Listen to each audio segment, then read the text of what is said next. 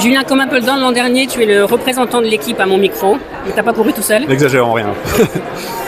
Je finis par plus avoir de questions à poser au relais belge après des médailles parce que vous les collectionnez.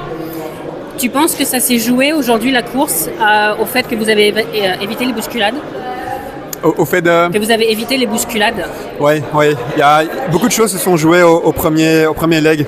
On savait qu'il y avait un gros enjeu sur une Athènes qui devait partir vite. En plus, couloir 3, il y a pas mal de difficultés. Il y a des choses qui sont plus difficiles à gérer. Si d'autres coureurs sont très, très rapides en premier 200, peuvent se rabattre sur lui. Mais il a géré ça superment bien. Il est parti vite, relâché, ce qui lui a permis, en fait, après 150, d'avoir la lucidité de vraiment de se rabattre en 1, en fait. Oui. Et on voit qu'après, c'est très compliqué. Donc, il a pu faire sa course et il est assez fort pour savoir finir.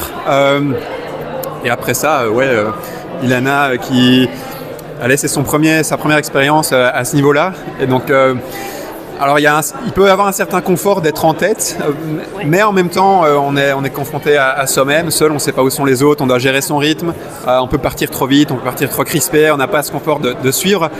Et donc, ça peut mal se passer. Et elle a géré ça super bien. Et j'avoue que moi, j'avais pas mal de scénarios en tête, mais pas en tête comme ça avec une avance pareille.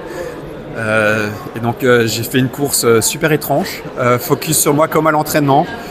C'était juste focus sur la technique, sur comment courir pour savoir finir fort et avec le confort d'avoir personne qui me gêne, ce qui est hyper rare, surtout au niveau mondial. C'est la course la plus confortable que j'ai jamais faite en championnat du monde en relais. Et puis après, je sais qu'Elena après en 4e, c'est très fort et donc j'étais hyper en confiance quand elle a eu le témoin. Comment on jauge où sont les autres derrière? Tu regardais l'écran?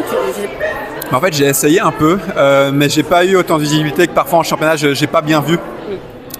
Pendant la course. Juste, j'entendais pas, donc je sentais pas qu'ils étaient tout près.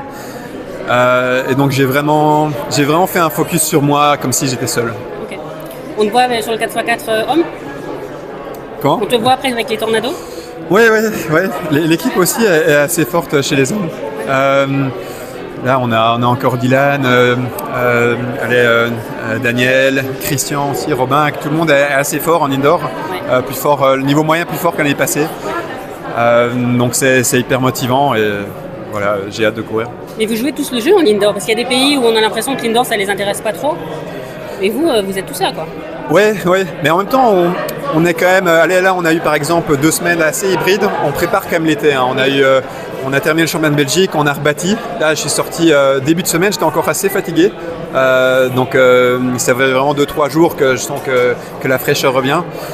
On a fait des choses qu'on ne fait pas normalement avant le championnat. Okay. Mais une fois sur place, on le prend vraiment au sérieux. Et comme on était déjà un peu en forme avant d'avoir remis du volume, et que j'ai vraiment confiance totale envers mes coachs au niveau de l'intelligence de la préparation, de la planif, je savais que ça pouvait aller vite. Ok, merci, je ne te retiens pas plus longtemps. Et puis hâte de voir la suite.